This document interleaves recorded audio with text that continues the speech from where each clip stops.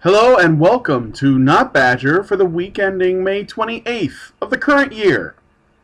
Here, thanks to our dedicated and loving slave pool, we have compiled a collection of funny, interesting, and hopefully useful clips from our most watched shows. Dig into our nostrils of knowledge and see what gold you can pick up. Let's begin our journey with why women are better leaders than men, with Ragening number 35. Ghibli McMandy Pants' amazing shouting. I've long had a theory that humans, they're not patriarchal, but matriarchal. Well, women do make better leaders. Fantastic! In that case, all we need to do is hold them accountable for their actions and we're good to go! Good leaders can innovate, are curious and ambitious, and are open to new experiences. Plus, a good leader is social and supports and includes everyone on their team. And finally, the best leaders can set goals, be thorough, and then follow up. All right, you see these notes? The first time I went through here, I had to take these notes because I couldn't figure out what the fuck you were saying. You have 1, 2, 3, 4, 5, 6, 7, 8, 9, 10, 11, 12 attributes.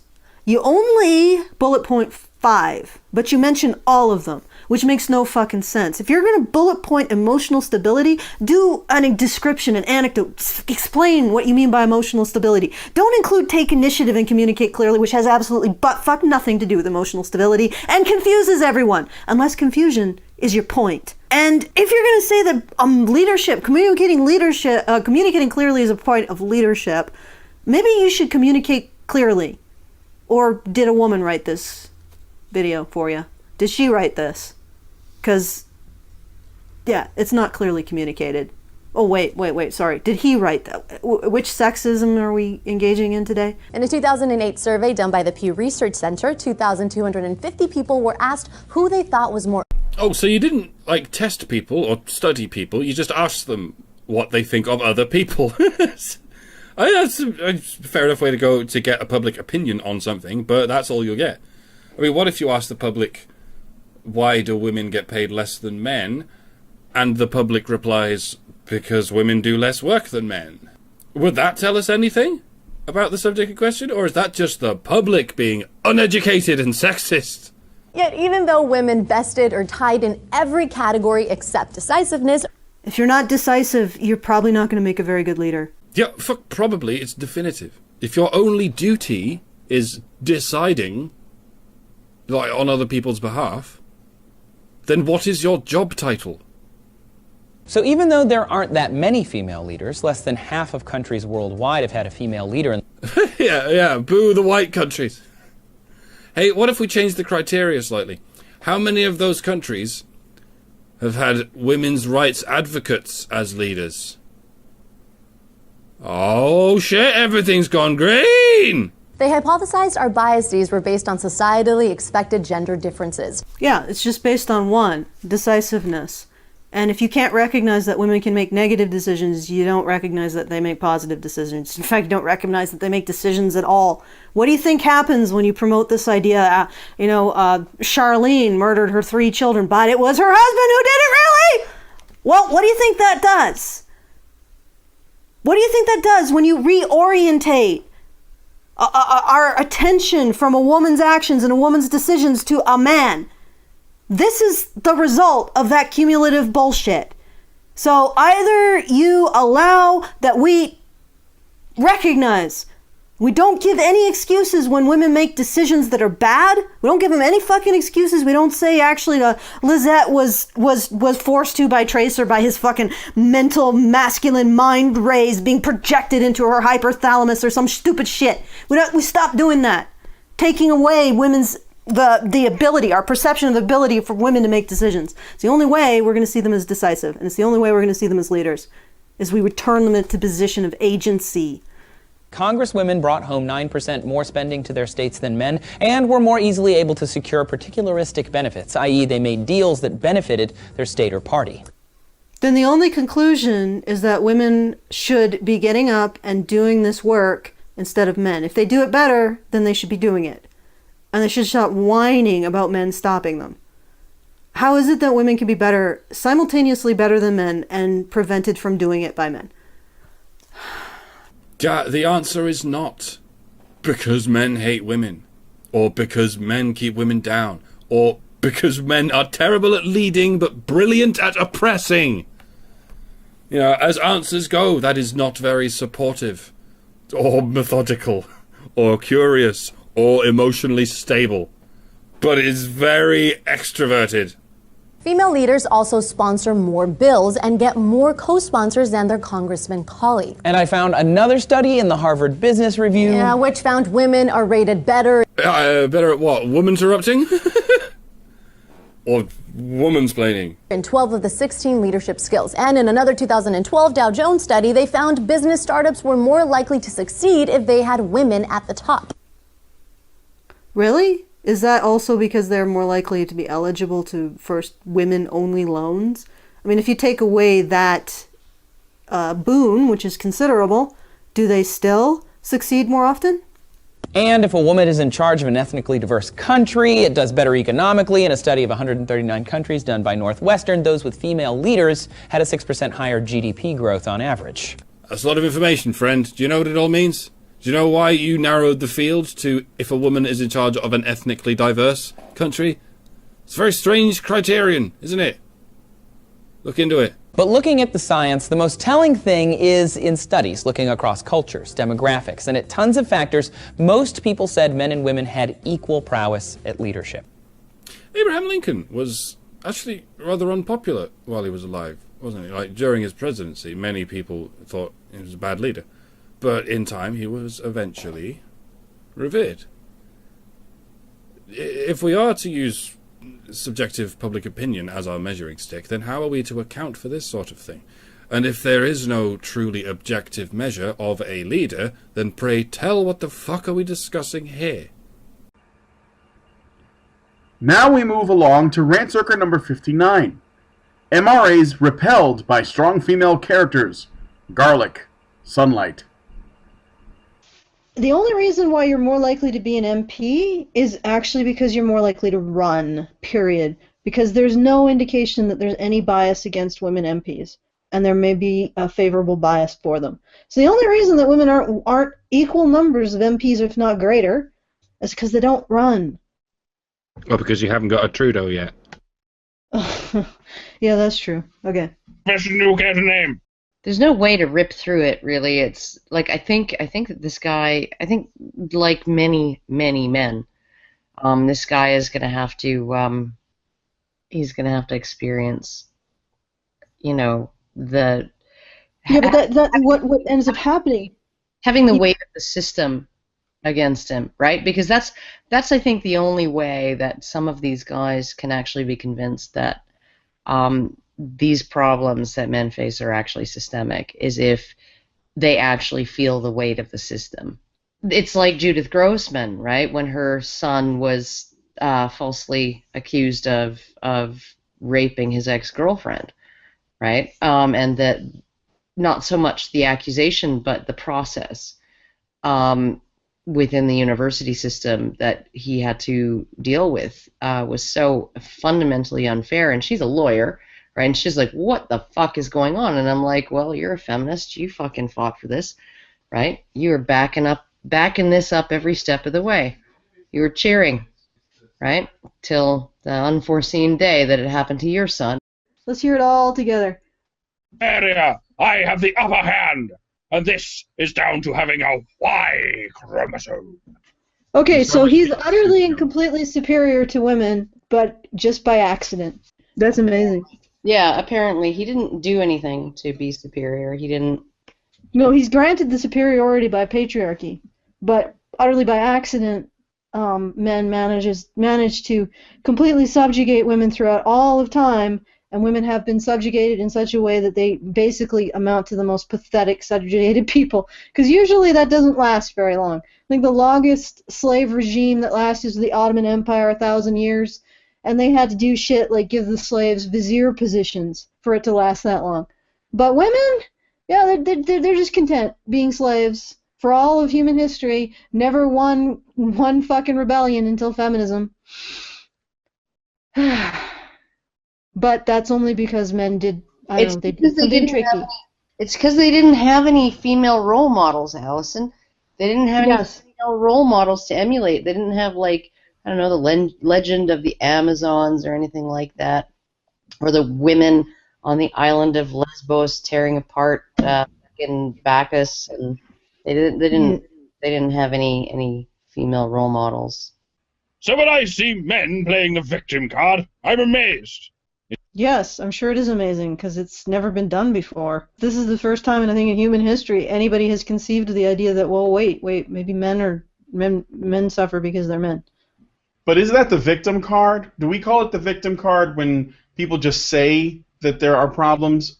I thought we use that term when it's overused, when you see it too often and it becomes difficult to determine when something is genuine from when something is just trivial. It's very often a response to, because we do argue with feminists a lot, and their argument is almost always, look at this area in which women are uniquely victimized. You can call that the victim card if you like. It's a victim fucking folder, if you like. And then the response often from MRAs is, well, actually, men are also victims in this area. And that's considered the victim card to follow an argument with the corresponding argument. Others tried to link IWD to men killing themselves. We are living in an anti-men society. Happy Women's Day, dramatic rise in male suicide, ? End quote. Where did that happen? Well, there was one university in the UK that canceled. They decided they were going to cancel their International Men's Day. York, I think. Yeah, they were going to have a walk or some kind of something to commemorate it. No, York, the University of York. Sorry. Yeah, but I think that was what it was, and they were gonna do something, right? And feminists objected to it, so the university canceled it. And the day before International Men's Day, I think it was the day that they canceled it, one of their male students committed suicide. Right? That would have been all over everything if it had been the reverse. I don't necessarily think that the guy committed suicide because International Men's Day was canceled. It might have factored into his despondency. I mean, I'm sure he was already like on the verge, and then it's like, well, fuck, nobody cares about men. Maybe that played into it. And then that sent him over. Like that was the little last straw, the little tiny little nudge. But I don't think that it was, like, oh, canceling International Men's Day causes mass suicides, or I don't think anybody's claiming that. If you want more of this sort of stuff, then believe me, there's plenty. Just go and find any online men's rights discussion. Okay, where do you think men's rights discussion takes place? Reddit's infamous The Red Pill forum is a good place to start. Beautiful. Oh, for fuck's sake. Could you? This is what I said when they pointed to red pill, like some some internet random. I mean, they jumped way over Honey Badger Radio. Didn't talk to any of the female men's rights activists who actively call themselves men's rights activists, fundraise to do men's rights activism in the real world or advocacy in the real world, and have a much bigger platform than a random commentator on red pill ladies. Okay, you guys, I don't have anything against you, but you don't have a profile. You're just commentators on a Reddit forum. Jump way past Honey Badger Radio to talk to some random in a Reddit forum. And now they won't even mention that there's a men's rights Reddit. I mean, this is men's rights. Activists are deluded. And there is a men's rights Reddit labeled men's rights, and he doesn't even refer to it. You do start to wonder if it's all just nostalgia for a time when boys ruled the world without... When did that happen? Like, because boys have mothers, and mothers generally rule boys. As far as I can tell from my observations of boys and mothers in their natural habitats. The power differential seems to be going one way in favor of the woman. Yeah, no. There's been plenty of studies that have shown that sexist attitudes are picked up by children primarily from their mothers, and of course they are. Not because I don't know that it's because mothers are more sexist than fathers, but because mothers are the primary caregivers still, and so they're the ones that do the sort of do a more sort of day-to-day, moment-to-moment modeling of cultural values to their kids. There's plenty more that doesn't stand up to scrutiny. For all the chatter about the injustice of false rape accusations, a CPS survey showed that in a 17-month period in 2011 and 2012, UK authorities prosecuted 35 people for making false rape allegations, but brought 5,651 prosecutions for rape.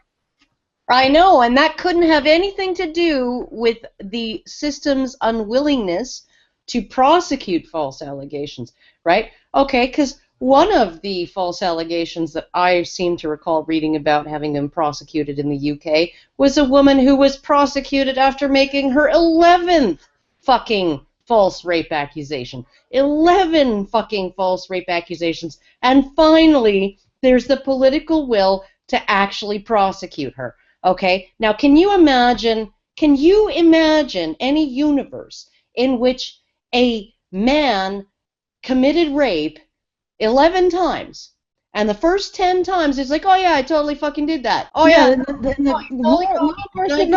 like, we're just not going to prosecute. But for 5,651 prosecutions for rape.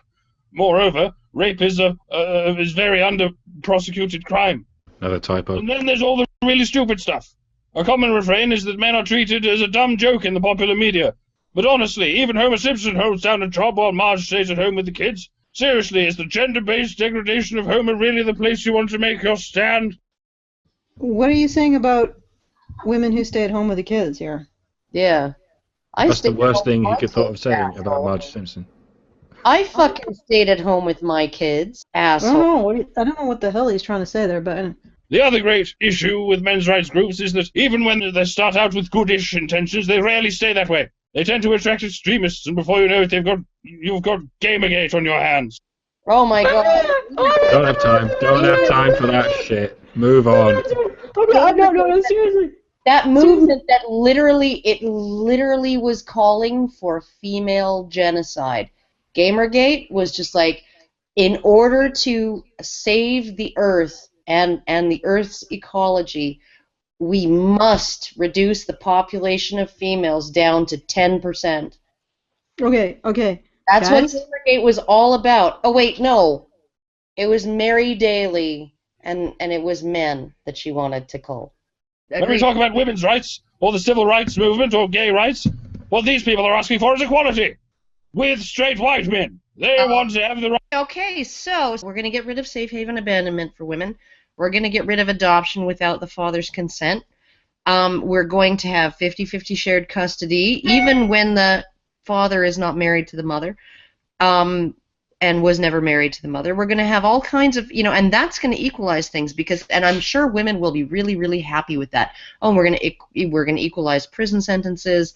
We're going to make rape something that women can do to men. We're going to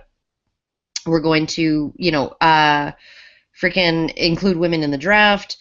We're going to force women to be self-sufficient. Like if you can't pay for you wanted custody, but if you can't fucking pay to support your kids, well, you know what subsidized housing for men who can't support their kids looks like. You're not getting welfare. You're getting fucking jail, like the non-custodial father, because you're not responsible enough to support your fucking kids. Guilty of neglect. You'd be guilty of neglect. That's essentially what calling a man who cannot pay child support, including when it's based on imputed income that he doesn't actually make. When you call a man a deadbeat dad, you're accusing him of neglect. So women, when you can't support your children, if you really want to be equal to straight white men, you can be accused of neglect for asking to collect child support because you can't do it. And that's fair, because men are more likely, when they have custody, they're more likely to not need you financially. They're more likely to have their own money, their own jobs. They're more likely to go out and get better jobs because they want to make sure their kids have a good life. And they're more likely to have a house instead of subsidized housing. They're more likely to be well above the poverty level. It's very rare for women to take that kind of initiative and as single moms and do what it takes to be in that position. There's a survey here. You have 4 options. Men's rights activists. Option 1. are utterly deluded and obviously wrong. Option 2 are basically just trolls. Deep down they know it's nonsense. Option 3 do have a point, but they express it too aggressively. Option 4 have taken the red pill and know the truth. Fuck you. So they had to, even the one that sounds the most legitimate still has to sound like tinfoil hat conspiracy theory shit. Oh yeah, like The most legitimate sounding one is they're right about. they do have a point, but they express it too aggressively. Yeah. Which I wonder, when we criticize the violence of the suffragettes, if he would agree that they had a point, but they expressed it too aggressively. Considering that they had a habit of blowing things up and not really taking into consideration whether they were risking the safety of the people around them when they did that.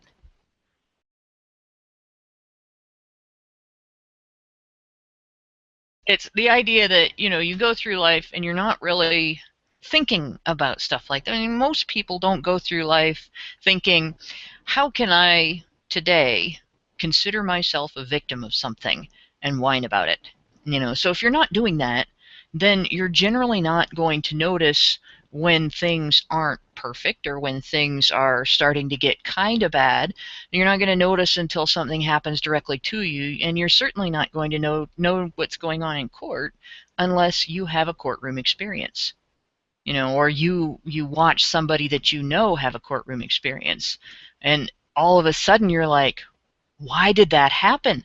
That doesn't make any sense. How can they accept this liar? How can they decide that it's assault to put your hands up to block somebody trying to hit you? How can they award a woman child support based on 3 times this man's income and expect him to pay it? Then you start investigating. And that's basically the process. It's likened to the process that Neo went through, and that he became incrementally, due to experiences in his life, aware that there were details about the world that he had no idea of until he started getting exposed to them. And that's what being red-pilled basically is. And most people, there's no reason to look at people and be like, how could you not know this? Because it's been done in such a way as to keep it from the public eye. Most people in the United States, for instance, if you asked them what was the name of the domestic violence legislation, the federal domestic violence legislation that was on the books before the Violence Against Women Act, they will tell you there was none. The Violence Against Women Act was the first time that violence against women, that family violence was addressed in the United States. It was a landmark piece of legislation because there was never anything before that. And it's not true.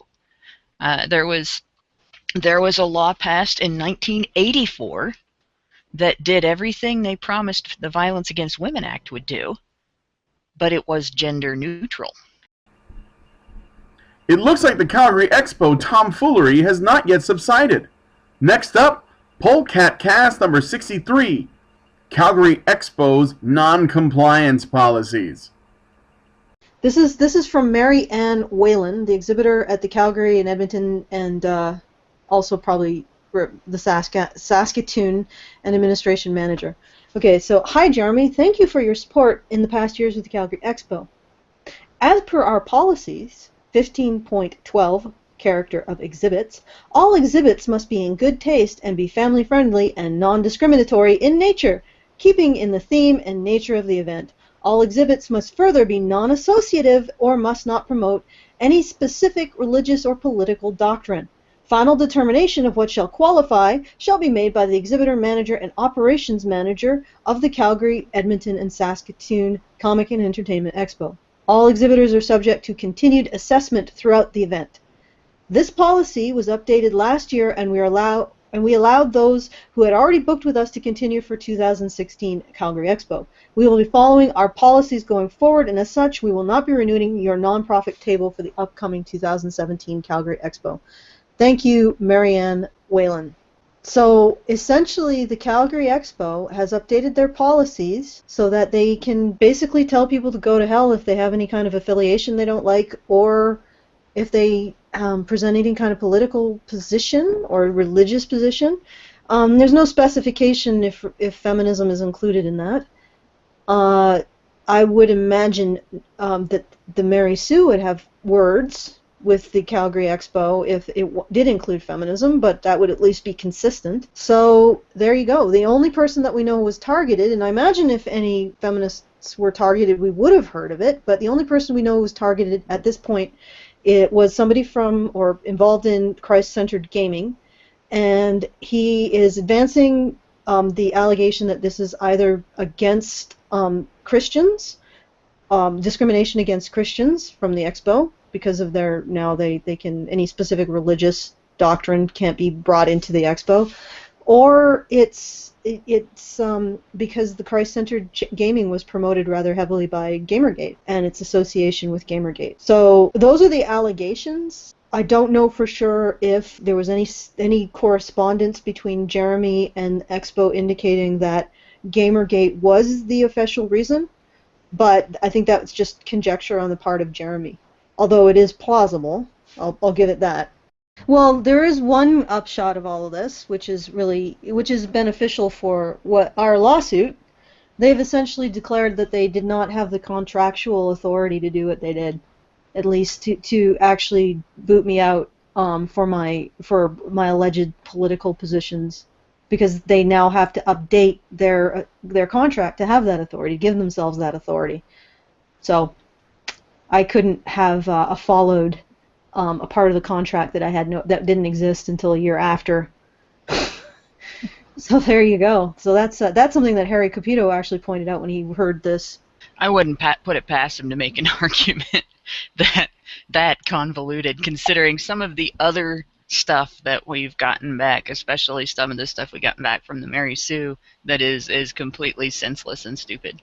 So I don't know. I expect everything from them. Well, no. The argument here is that if they had the contractual basis to boot me for political opinions in 2015, they wouldn't have had to update their contract to grant themselves the authority to do so. So they've just basically admitted they didn't have the authority to do what they did in 2015, at least contractually. Very interesting. Yep. But I still wouldn't be surprised if they say, oh, well, that was always in there. We were just clarifying it in writing. You know, they'll probably come up with some, and it won't work, but they'll probably come up with some stupid argument that was always their intent and that we should have known that or something. And Gamergate isn't just political, it's a hate group. That's completely different. There must be a clause in there about hate groups, and Gamergate's obviously a hate group. It's also a religion, because why not? It's everything that's, well, what do we need to say that to get it removed? It's that thing. What's really bad? Yeah, they did the bad thing. Yeah, what's the really bad thing? They did that. They're terrorists. They're perpetrating online violence is what they're doing. Yeah. That's bad, right? Violence is bad. They elbowed a woman in the tit on the way out, I saw.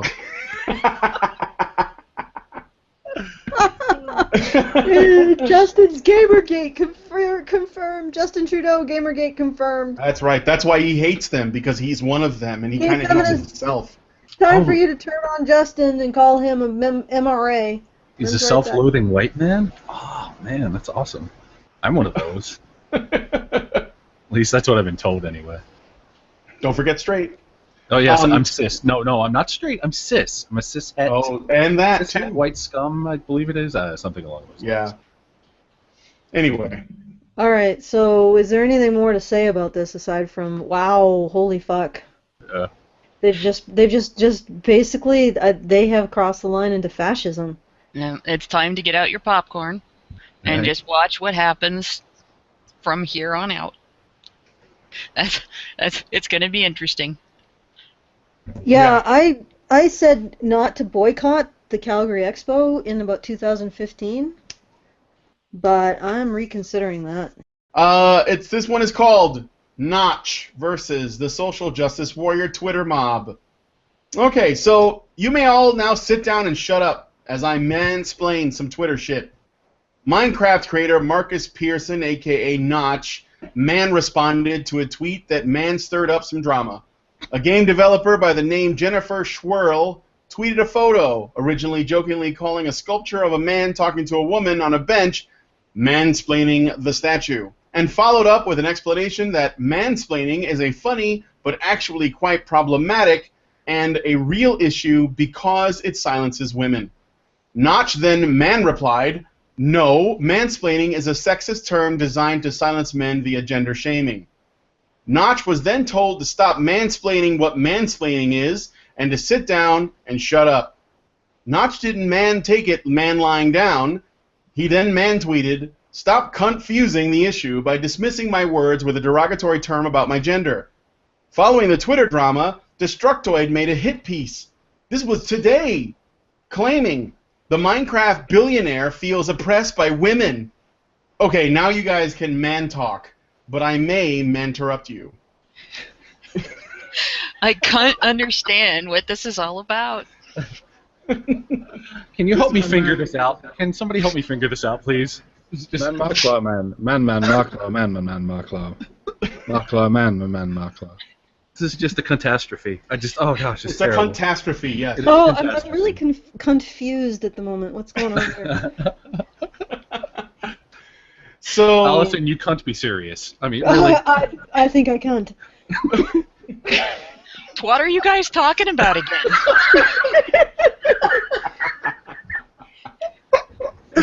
Mansplaining is basically used as shut up, because it's used as a way of saying I can dismiss anything you say. Whatever you say, I don't have to acknowledge that it has any meaning or value in the conversation. There's no impact from it. It doesn't exist. I just dismissed it completely with the term mansplaining. And then they turn around and say, but mansplaining silences women.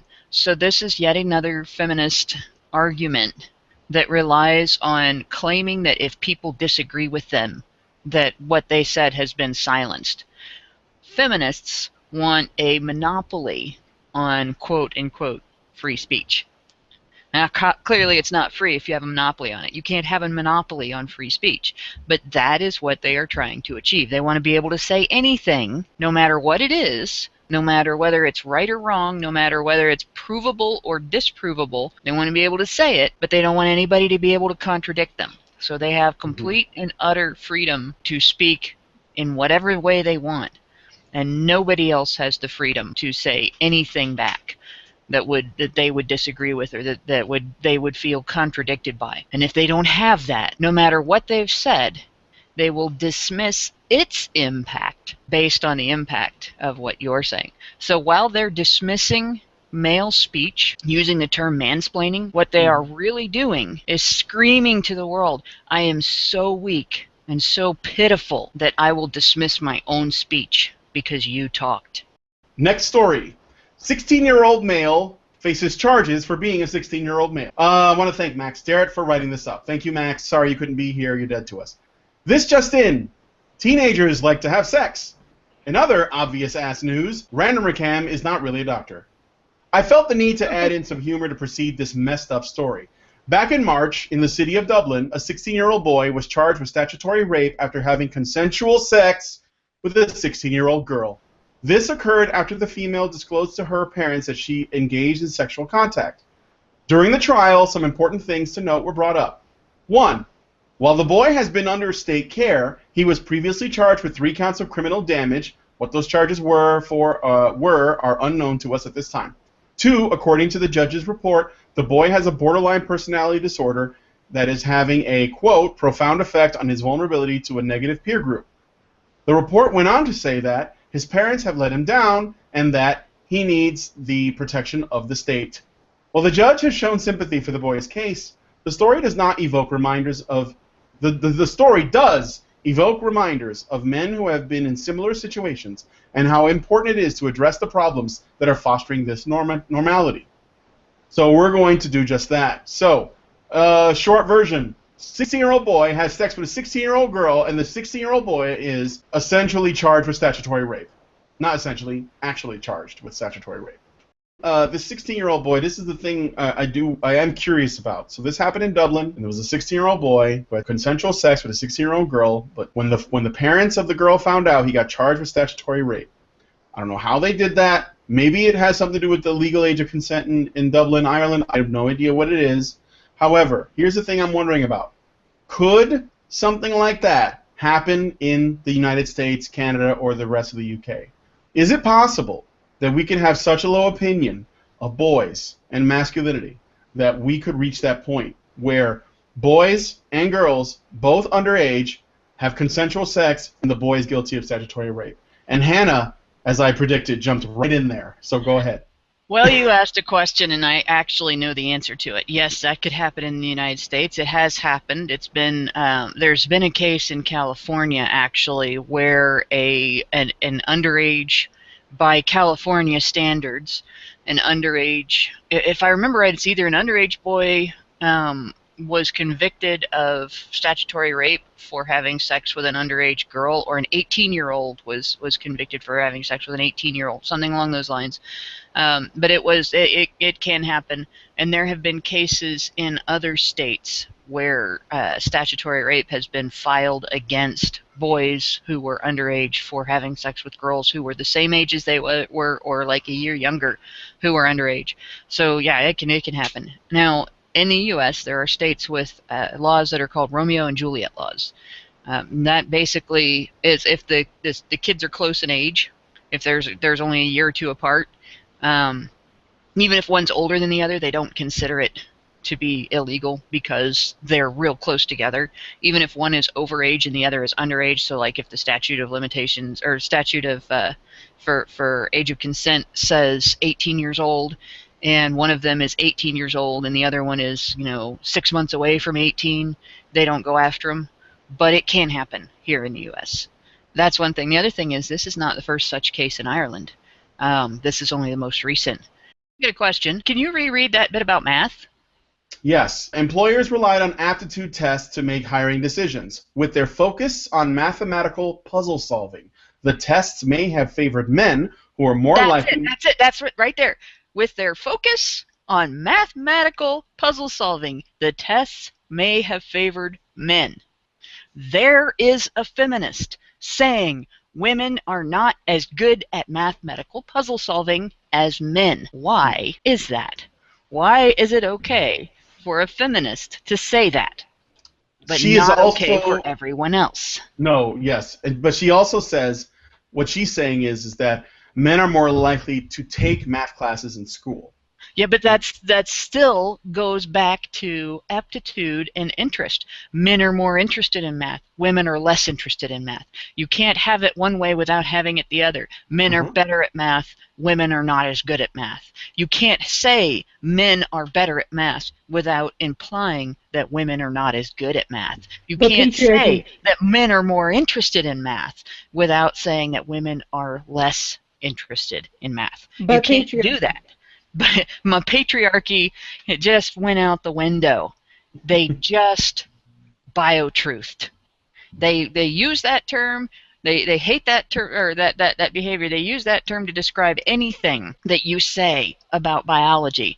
But that's the only explanation I could come up with why she would write that making the test about math, that making math an aspect of qualification for hiring, being good at it, having an aptitude for it important, discriminates against women, that clearly is a contradiction of feminist terms. Lastly, we will look at the highlights of our fireside chat with Calgary Expo apostate and sinner Jeremy Williamson.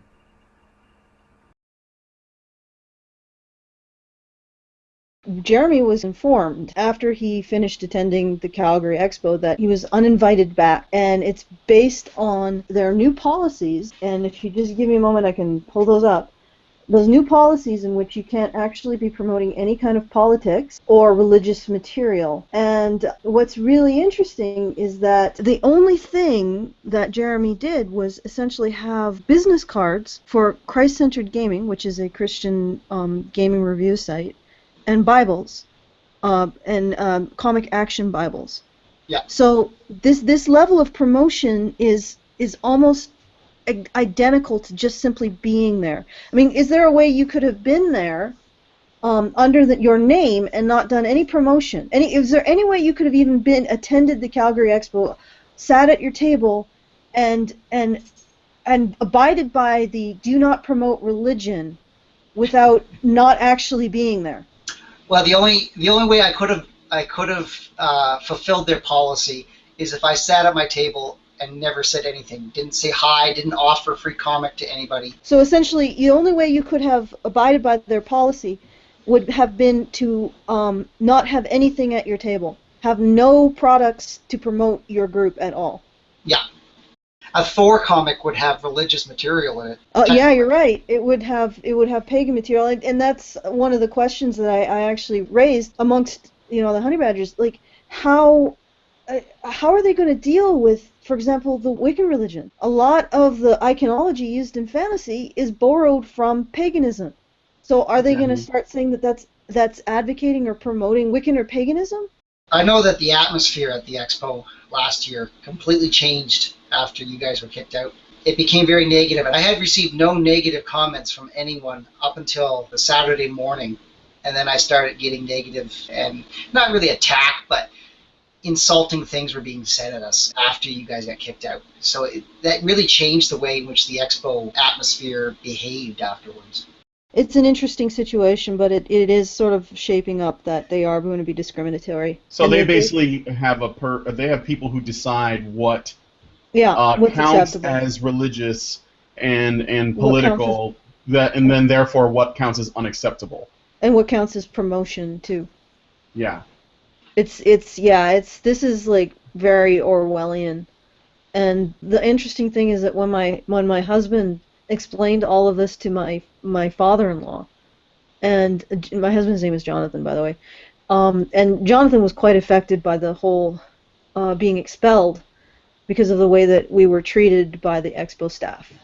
And a lot of, like, when I hear these stories about how people were basically cheering us being expelled, it actually is really affecting. But when he was talking to his father, my father-in-law, about this situation, about specifically your situation, Jeremy. Yeah. His father-in-law is sort of a lay scholar of World War II, and he said, that sounds like they're the brown shirts. And, they don't start by shoving people into ovens. They start by bullying people. They start by ostracizing people, and they start with the people that nobody likes. Yeah. Nobody liked the Jews. Nobody liked the gypsies. And then when they get everyone to engage in atrocities against or stigmatization against the groups they don't like, then they move to all of their opponents, even people that they may be a lot more like. And so it's like, if you were there during that time, a lot of the people listening now would have been cheering as these National Socialists started bullying all the people that they didn't like, and shoving them out the door. And it's like that's how it starts. And then as they consolidate power on the groups that nobody likes. You look at the policies that the provincial and the federal government are trying to bring in. They're trying to expand the definitions of hate speech so broadly that they're going to throw people in prison for 2 years for saying something that offended somebody. That's brown shirt policies there. Yeah, I know. Germany before National Socialism was a democracy. It only took Hitler 2 years. 2 years after getting power, he was shooting people in the street. And the fact that we can't actually draw parallels is also scary. Because there's nothing that prevents it from happening again. What prevents it from happening again except identifying it when it does happen? Well, do you think this is going to stop here? Do you think they're just going to consolidate their power over this particular marketplace? They have power over 103,000 attendees. They've influenced an expo such that 103,000 people go through that expo, and they're only exposed to what the expo wants them to be exposed to. They're manipulating and shaping politics in order to further their agenda. But get this, the Christians that censored people when Christianity could be used as a moral bludgeoning tool are not the same Christians who are a part of Christianity now, where in those locations where it can't be used as a bludgeoning tool. And you know why? because the people who use moral systems as bludgeoning tools are moving to other moral systems that can be used as bludgeoning tools.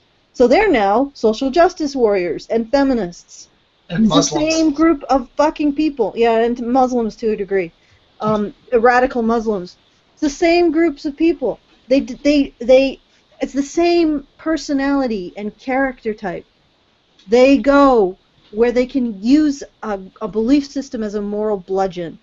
So they actually don't have anything to do with the belief system except using it as a weapon in those instances where it can be used as a weapon. And as soon as the belief system can't be used as a weapon, you don't find those people in those belief systems anymore.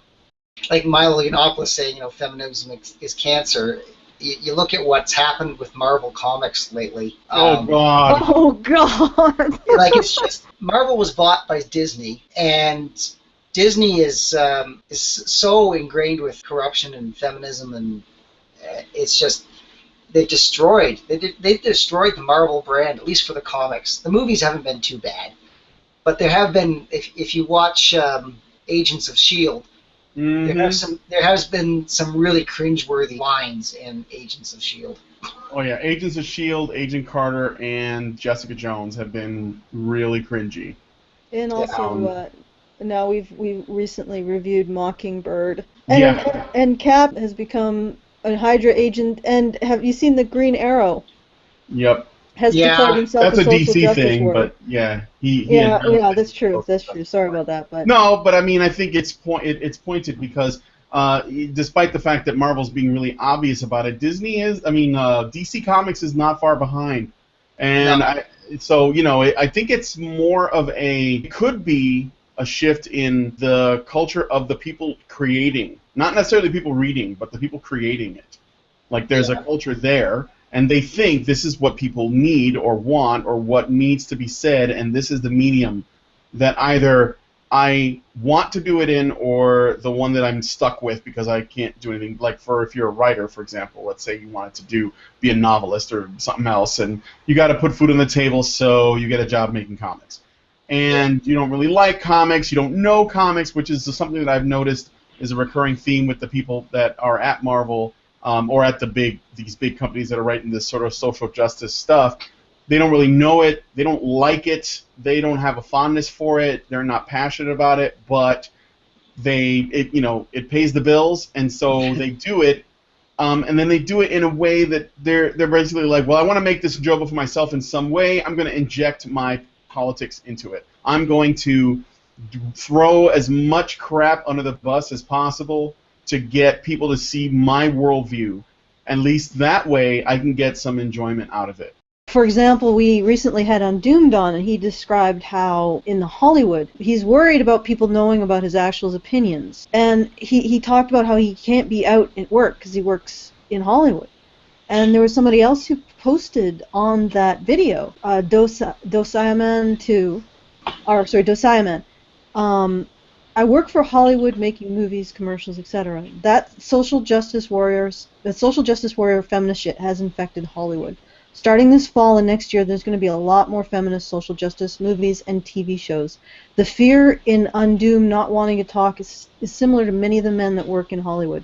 I was on the set of Better Things, a social justice warrior feminist show coming to FX, and I asked a male crew member of this if this was an LGBT feminist-themed show. His face grew dim, and he told me to be careful with what I say around set. It was a simple question, but his response was enough to answer my question and then some. Ghostbusters is just the beginning of things to come from the entertainment industry. So, in one sense, though, I think that's hilarious because they're just going to kill their own industry. We hope you enjoyed this clip show. If there was a clip from these shows you think we should have shown, please leave a comment on the video and include a timestamp. Thank you, and Allahu Akbar, and Badger on.